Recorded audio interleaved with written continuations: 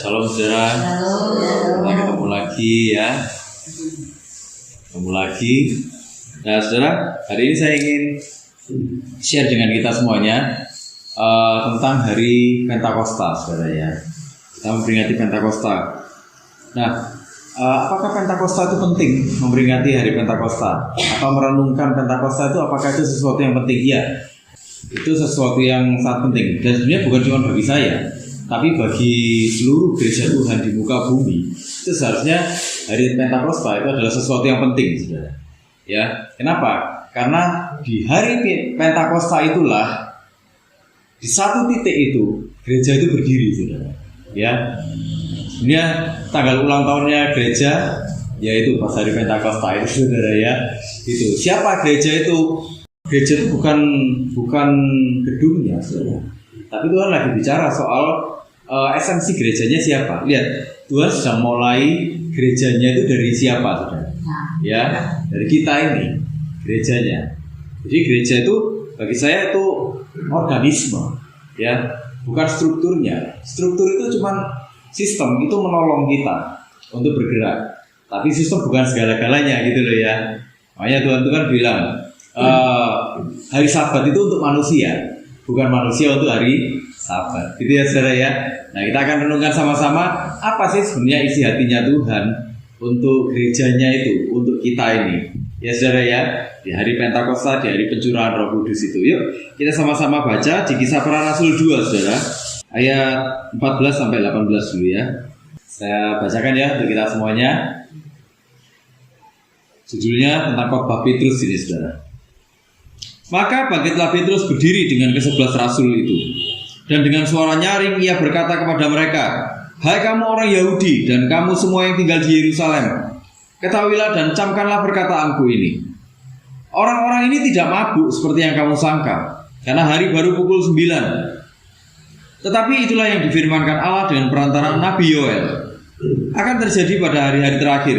Demikianlah firman Allah, bahwa aku akan mencurahkan rohku ke atas semua manusia. Maka anak-anakmu laki-laki dan perempuan akan bernubuat, dan teruna-terunamu akan mendapat penglihatan-penglihatan, dan orang-orangmu yang tua akan mendapat mimpi. Juga ke atas hamba-hambaku laki-laki dan perempuan akan kucurahkan rohku pada hari itu, dan mereka akan bernubuat." Stop sampai di situ dulu. Nah, saudara, ini waktu kejadian ada lidah-lidah seperti nyala api di masing-masing murid-murid ini. 120 orang jumlahnya yang menanti-nanti di Yerusalem, saudara. Begitu angin berembus, ada lidah-lidah seperti nyala api. Terus apa yang terjadi? Mereka mulai berkata-kata dalam bahasa yang lain. Tapi ini bukan bahasa yang seperti kita dengar hari-hari ini ya, saudara ya. Yang kayak orang asosiasikan dengan bahasa orang itu raba-raba, bukan ya kayak gitu, saudara ya. Tapi ini bahasa yang dimengerti oleh orang banyak di sana. Itu daerah, wilayah, tempat orang banyak kumpul di sana, saudara. Dari bangsa-bangsa itu kumpul di sana. Di daerah sekitar tempat murid-murid ini menerima pencurahan Roh Kudus. Ada dari Afrika, ada dari daerah Turki, ya. Macam-macam, dari daerah-daerah yang macam-macam. Nah, uniknya mereka masing-masing dengar dengan jelas, saudara. Murid-murid ini berbicara dalam bahasa mereka, ya.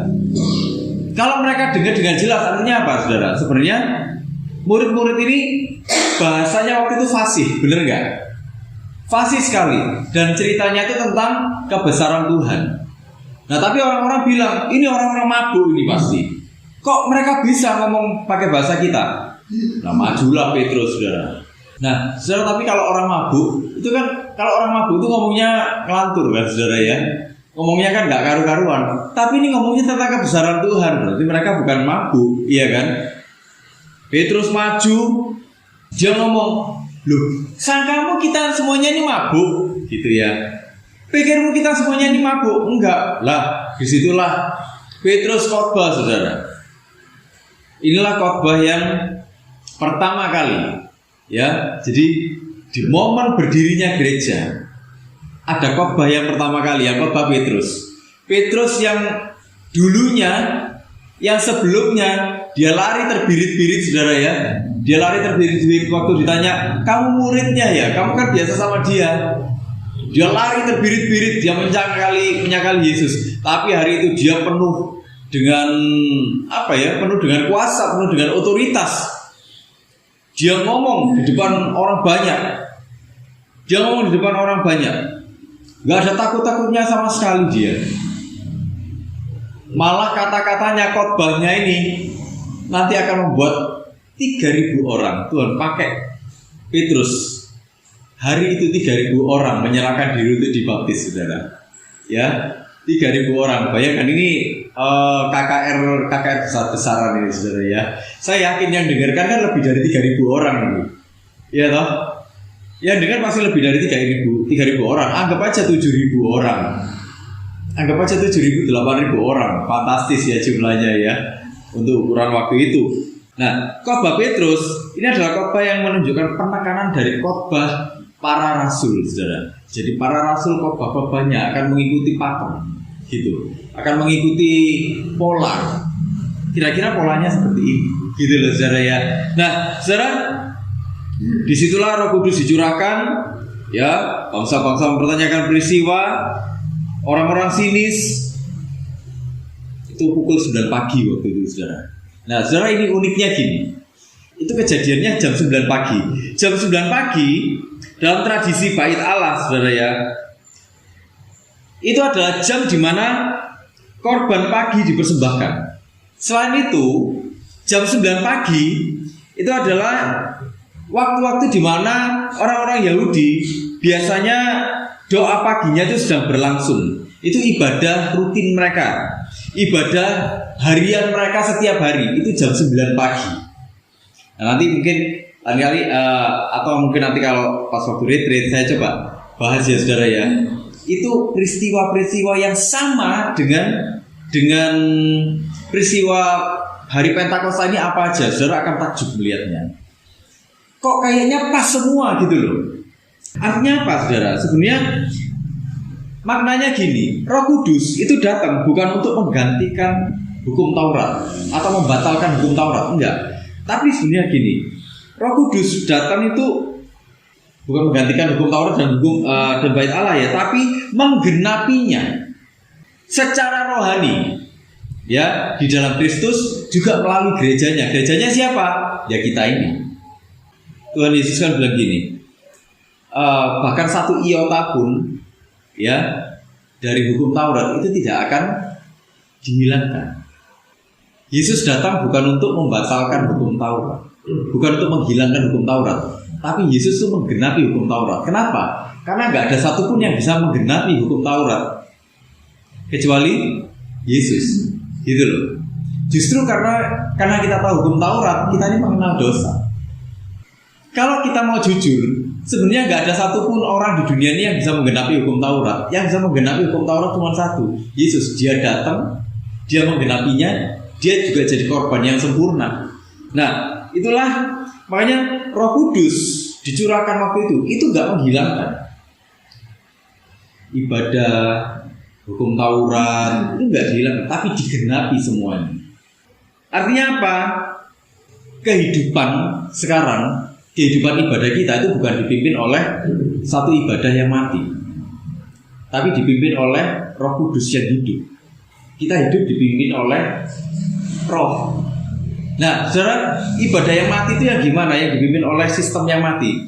Kadang gini, saudara, kadang orang terintimidasi kan, saudara. Misalnya nih, kita nggak ngasih persembahan. Misalnya di gereja ini kan, itu isu yang sensitif ya, saudara ya. Nggak ngasih persembahan ke gereja atau nggak ngasih perpuluhan ke gereja. Saudara, kalau nggak ngasih perpuluhan, kira-kira saudara merasa berdosa nggak? Saudara takut dimakan belalang pelahap nggak? Takut ya. Takut dimakan belalang pelahap. Ada yang takut, ada yang enggak gitu ya. Nah, saudara, kenapa kok saudara takut dimakan belalang pelahap kalau nggak ngasih perpuluhan? Kenapa? Oh, perpuluhan berkatnya Tuhan. Nah, saudara, sekarang gini, Kalau perpuluhan itu berkatnya Tuhan, ya kalau perpuluhan itu berkatnya Tuhan, 10% punyanya Tuhan, 90% punyanya kita. Apa gitu saudara? Apa gitu? Nah, kalau lihat khotbah banyak yang seperti itu ya. Artinya apa? Sebenarnya lebih banyak punyanya Tuhan atau punyanya kita, saudara? Punya kita, iya kan? Iya enggak? Tuhan itu ternyata yang ngutip dikit ya, gitu. Ternyata Tuhan itu ngutip-ngutip kayak gitu, dikit. Oh, kita yang lebih banyak ya, yang kita punya lebih banyak. Kalau gitu lebih berkuasa siapa, saudara? Kita sama Tuhan. Lebih berkuasa kita yang punya 90% nih atau. Nah, tapi konsep perjanjian baru gak gitu, saudara. Konsep perjanjian baru itu 100% hidup kita tuh milik Tuhan. Termasuk uang kita itu 100% miliknya Tuhan, bukan miliknya kita. Jadi kalau kita dipercaya uang sama Tuhan, itu bukan diberikan 10%, tapi 100% kita gunakan untuk kemuliaan Tuhan. Artinya gini, kita mengelola uang itu dengan cara yang baik. Gitu loh. Kita mengelola uang itu dengan cara yang baik. Supaya apa? Supaya dengan uang itu nama Tuhan dipermuliakan melalui hidup kita. Nah gitu loh saudara. Saudara bisa paham ya. Kalau konsepnya 10% punyanya Tuhan, 90% punyanya kita. Ini 10% kalau nggak dikasih sama Tuhan, wah kacau nih hidupnya kita ini. Saudara, apa bedanya Tuhan sama preman? Ayo, nggak ada bedanya kan? Preman itu kalau nggak dikasih marah nggak, saudara? Marah kan? Ya kan? Kalau nggak dikasih marah. Lah kalau Tuhan itu terus habis itu nggak dikasih 10% marah, terus apa bedanya? Pola pikir kita nganggap Tuhan ini preman. Ayo, ya kan? Nah itulah saudara. Kalau kita memahami Tuhan itu dalam sistem ibadah yang mati, kita cuma berpikir gini, oh di dalam ibadah itu ada persembahan perpuluhan misalnya. Kalau aku nggak ngasih perpuluhan, aku dosa. Ya, nanti hidupku bisa kacau, dikacaukan sama Tuhan. Nah, ya kan? Kita kalau ibadah terintimidasi nggak akhirnya saudara? Kalau kita terima penghasilan atau kita terima berkat, kita terintimidasi nggak? Kalau kita terima berkat, pikiran pertama kita apa saudara? Kita pasti langsung mikir gini kan, waduh 10% ini kayak norek. Iya kan? Bener nggak? Takut nggak kita? Takut kan? Nah itu loh saudara. Artinya apa?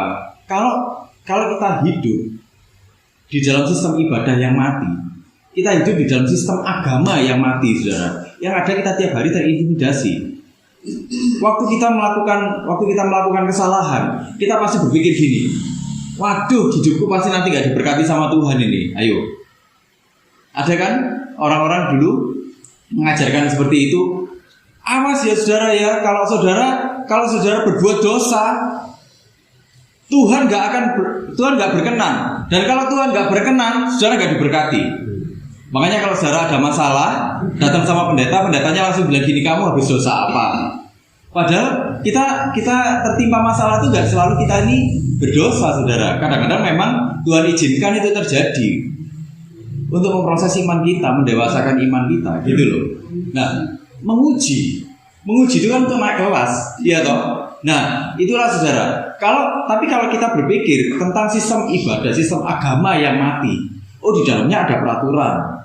Ya kan, di dalam agama itu ada peraturan-peraturan, bener nggak? Peraturannya supaya bisa apa? Masuk surga. Kalau kita salah, waduh, nggak masuk surga, mateng aku. Ini gimana nih caranya biar impas? Ya toh? Kita pasti berpikir yang kayak gitu. Kehidupan kita tuh terintimidasi, tapi enggak. Roh Kudus enggak bikin kita jadi seperti itu. Roh Kudus ingin kita ini menikmati kehidupan dengan Tuhan. Kehidupan yang penuh cinta dengan Tuhan. Artinya apa, saudara? Kalau kita ini menikmati Roh Kudus, kalau kita ini menikmati anugerah, Tuhan itu sebenarnya sedang membawa kita ini ke dalam kehidupan yang sesungguhnya. Kehidupan yang sesungguhnya itu apa? Kehidupan yang penuh dengan persekutuan dengan Tuhan. Kita hidup dalam hadirat Tuhan, kita hidup dalam pelukannya Tuhan, kita hidup dalam harapannya Tuhan. Nah, karena itulah kita ini menikmati cintanya Tuhan. Karena itulah kita tuh berpikir gini, Tuhan terima kasih Tuhan, Engkau sudah mencintai aku lebih dulu, waktu aku gak bisa mencintai Engkau. Nah, karena sekarang aku nih sudah menerima cinta darimu Tuhan, aku nih ingin juga mencintai engkau. Jadi apapun yang aku lakukan ini, itu sebenarnya rasa terima kasihku Tuhan. Gitu loh ya. Jadi sebenarnya apa yang kita lakukan hari ini di dalam anugerah itu bukan sebuah cara supaya kita bisa masuk surga. Gitu loh saudara. Nah tapi kebanyakan orang berpikir apa saudara?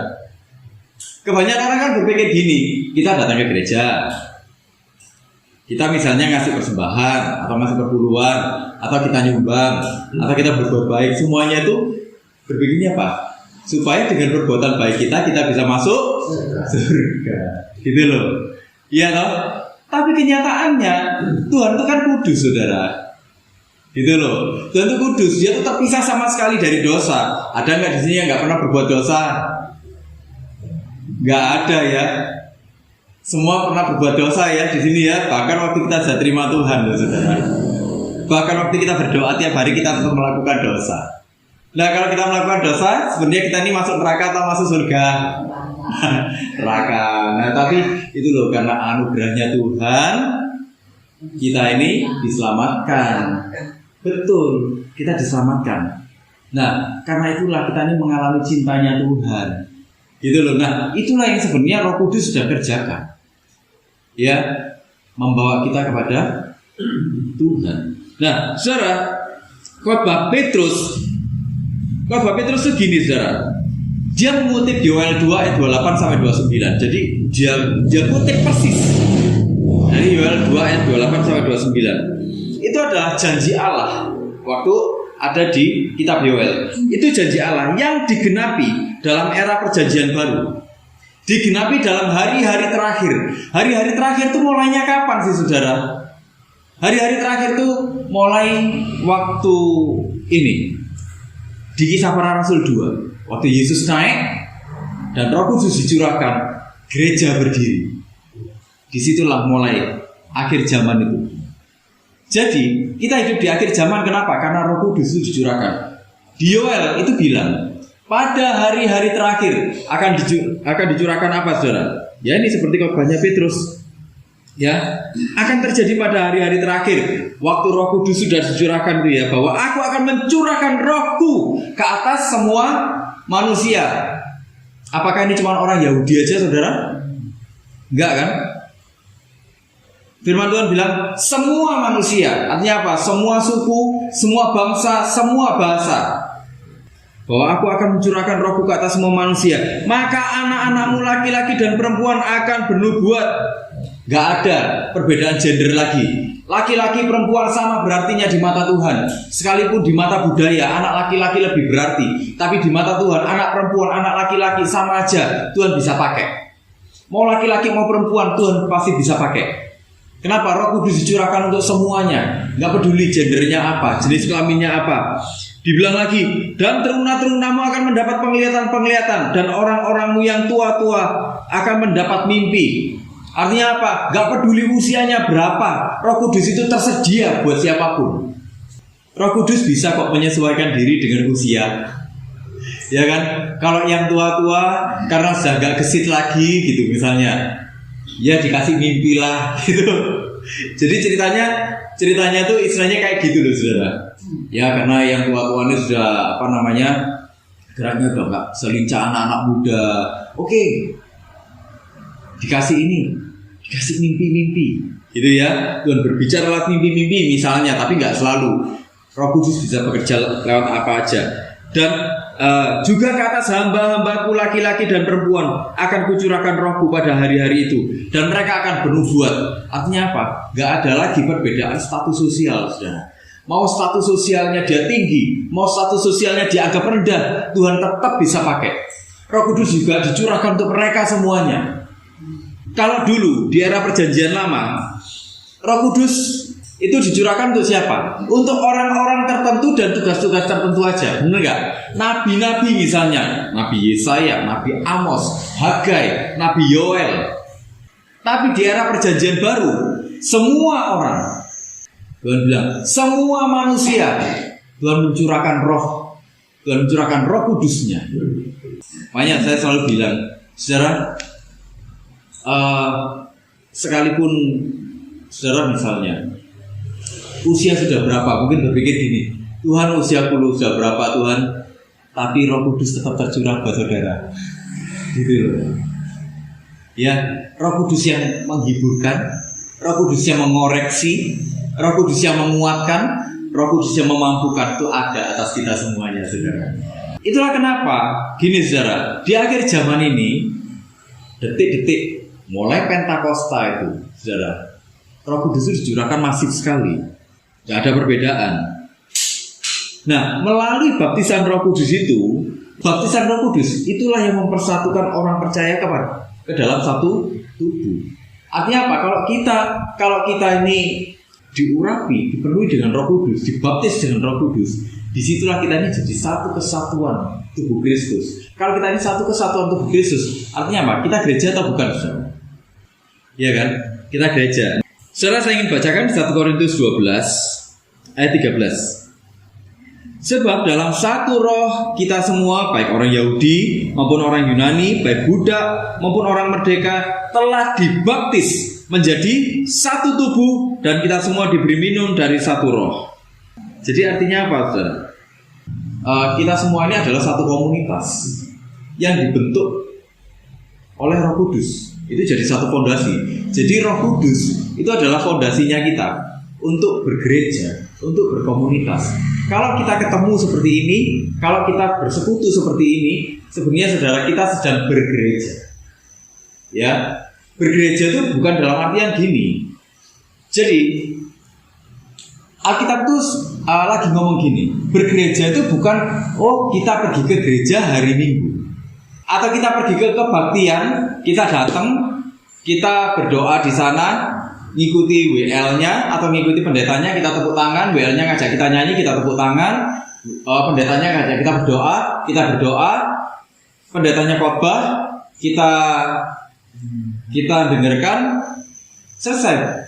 Bukan gitu. Bergereja tuh yang sebenarnya bukan seperti itu, saudara. Kenapa?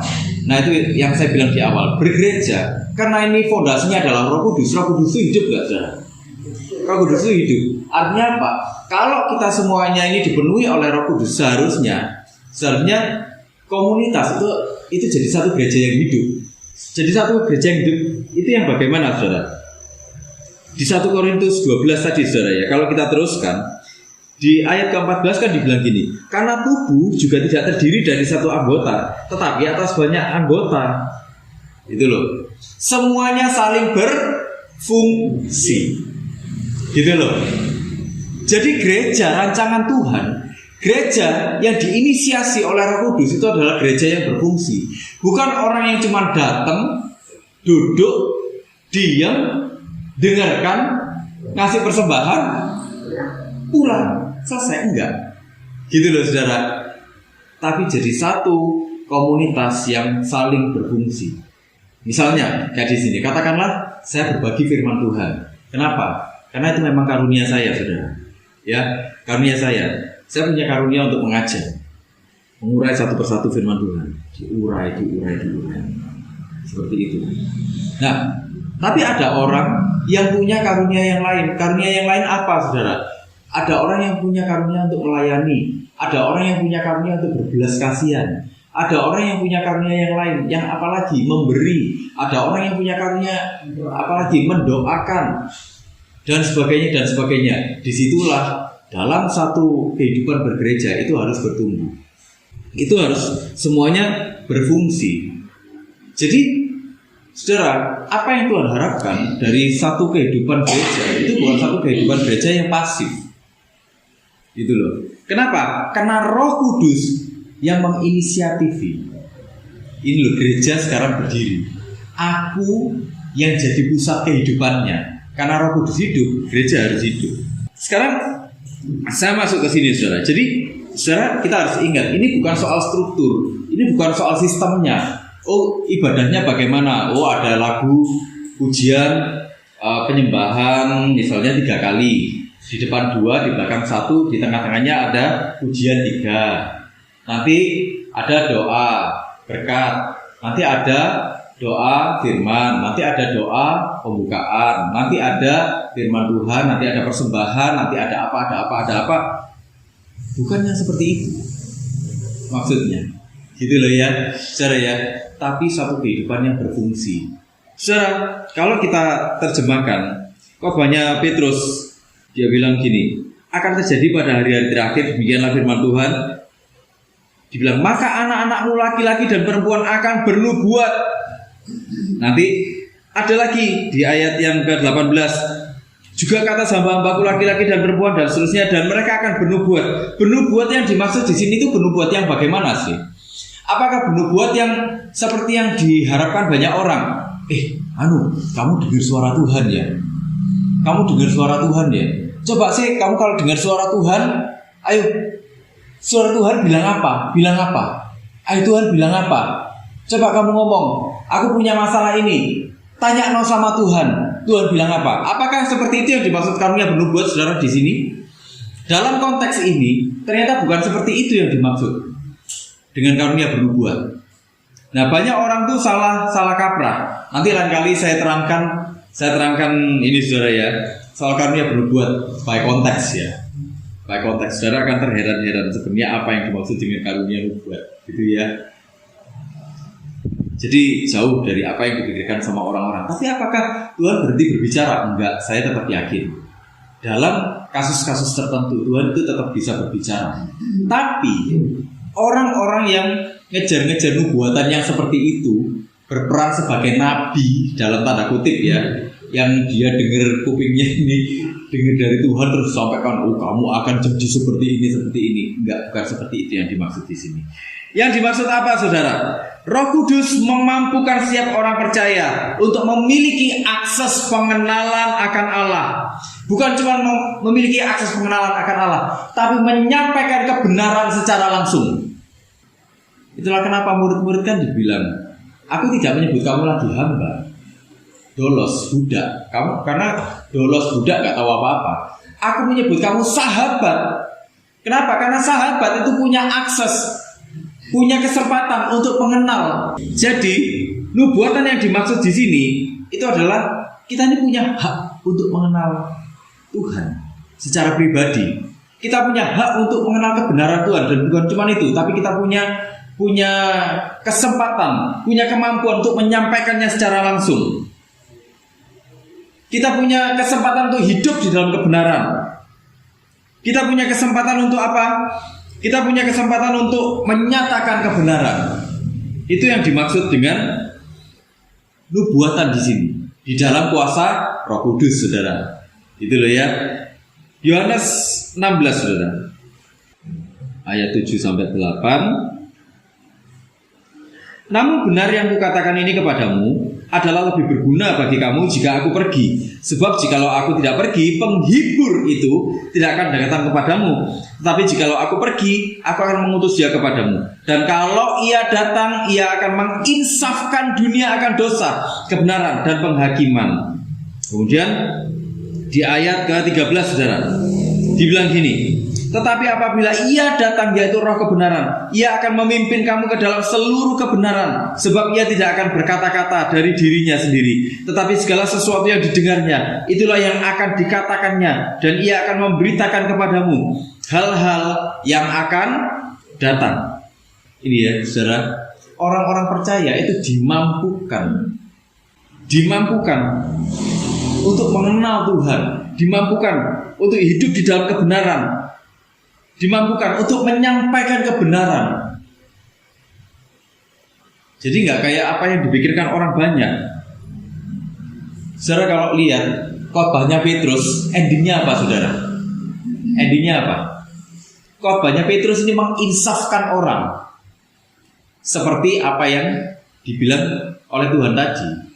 Ia akan menginsafkan dunia. Jadi kalau ia datang, Roh Kudus itu datang dan dia memimpinmu. Dia akan memimpinmu ya. Untuk apa? Untuk menginsafkan. Roh Kudus ini akan menginsafkan dunia akan dosa. Membuat orang tersadar, iya, hidupnya ini sebenarnya gak layak. Kalau kita lihat khotbahnya Petrus pada akhirnya, dia menginsafkan dan membawa orang bertobat, dibaptis, bersekutu di dalam gereja mula-mula, saudara. Ya, kita akan baca di Kisah Para Rasul 2 ayat 41, saudara, sampai 42. Dibilang gini, orang-orang yang menerima perkataannya itu, khotbahnya Petrus itu saudara ya, memberi diri dibaptis, dan pada hari itu jumlah mereka bertambah kira-kira 3.000 jiwa. Mereka bertekun ke 3.000 orang jiwa ini, 3.000 jiwa ini saudara. Mereka bertekun dalam pengajaran rasul-rasul dan dalam persekutuan, dan mereka selalu berkumpul untuk memecahkan roti dan berdoa. Jadi 3.000 orang ini bertobat, dibaptis, tapi mereka nggak terus pencar-pencar gitu aja saudara, pisah-pisah gitu selesai. Enggak, mereka berkomunitas bersama. Mereka bergereja bersama di sini. Mereka berfungsi bersama. Dari mana taunya?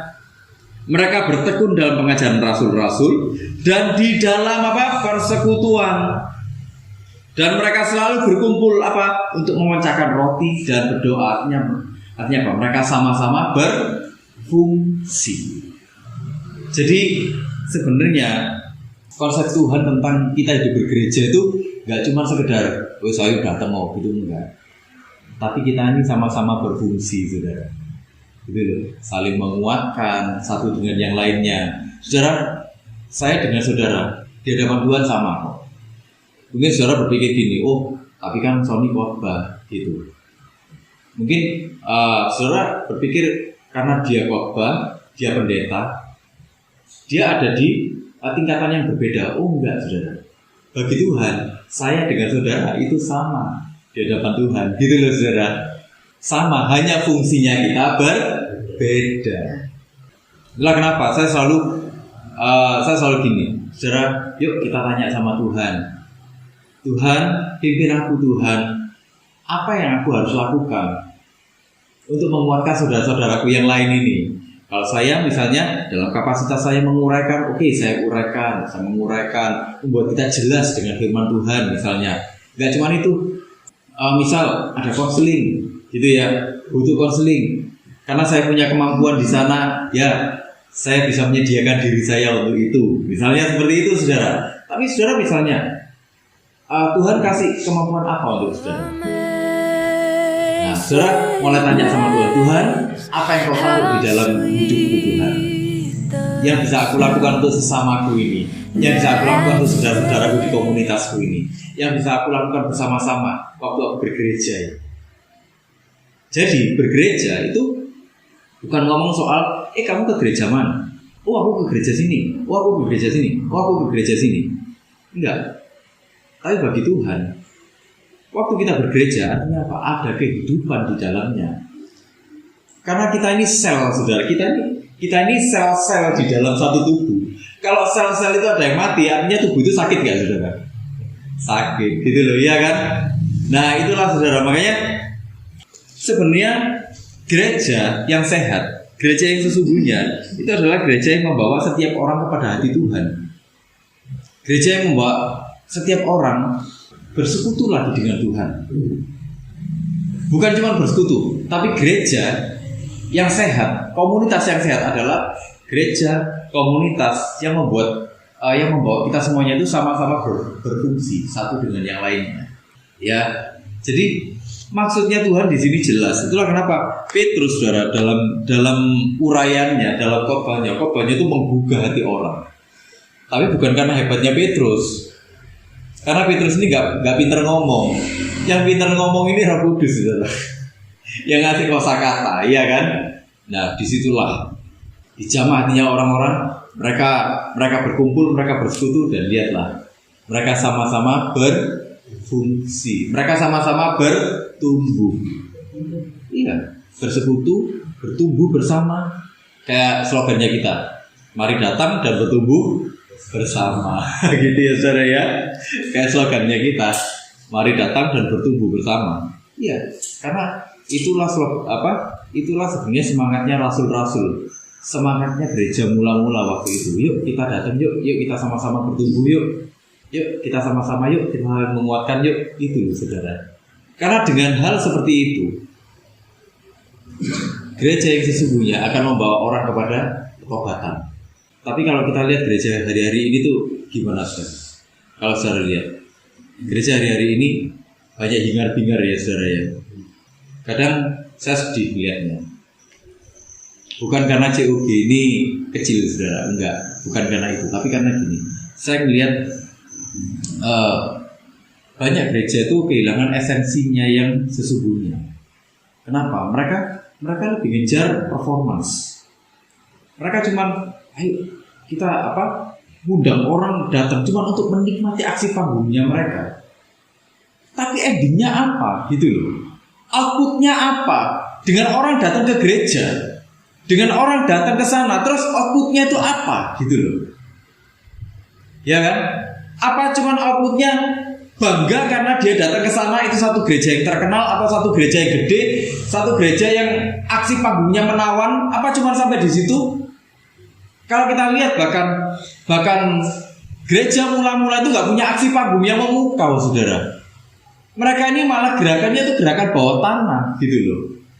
Mereka ini malah gerakan yang terancam eksekusi.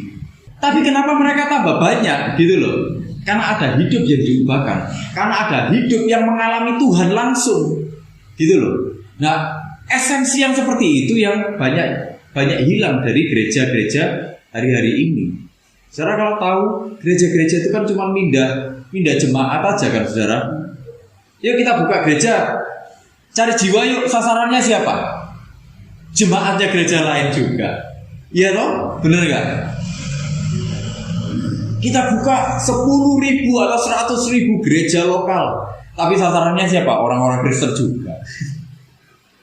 Ya kan, akhirnya yang terjadi apa? Rebutan jemaat, ya kan? Gontok-gontokan akhirnya. Yang seperti itu yang terjadi.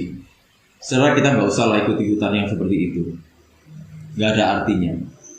Ya, yuk kita sama-sama hidup dalam pimpinan Roh Kudus. Yuk kita sama-sama saling menguatkan. Yuk kita sama-sama saling berfungsi. Kita tanya sama Tuhan, kalau Engkau menempatkan aku di sini, aku harus berfungsi bagaimana? Saudara, apapun bentuk yang saudara lakukan, itu berarti di mata Tuhan. Kadang-kadang kata-kata kita sedikit, tapi membawa hatinya orang bertobat. Itu luar biasa. Ya kan? Kata-kata kita sedikit tapi menguatkan hatinya orang, itu sudah luar biasa di hadapan Tuhan. Ya kan? Karena goalnya Tuhan itu bukan kita ini performance kok. Goalnya Tuhan apa? Kita berfungsi. Amin, saudara. Amin. Yuk sama-sama kita berdoa.